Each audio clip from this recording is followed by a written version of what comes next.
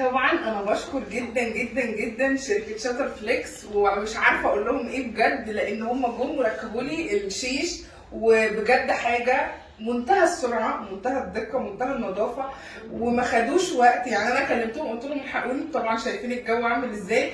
الناس في وقت قد ايه؟ بحب اعرف يومين او اقل، صح؟ يعني كلمتهم في يوم متاخر، يوم واليوم التاني احنا هو النهارده الصبح جم عملوا كده. وبجد الحاجات بريموت، الشيش بريموت، ومش عارفه اقول لكم ايه.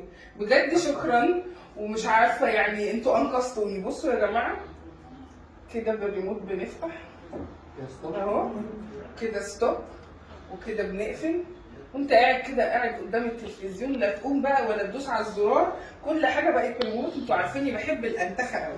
يعني انا بجد بنصحكم بشركه شاتر فليكس، لازم تشتغلوا معاهم. والله مش عشان ده اعلان، انتوا عارفين انا ما بعملش كده خالص، بس لما بلاقي ناس كويسه وملتزمه تحفه تحفه، يبقى لازم انصحكم بيهم. شكرا جدا.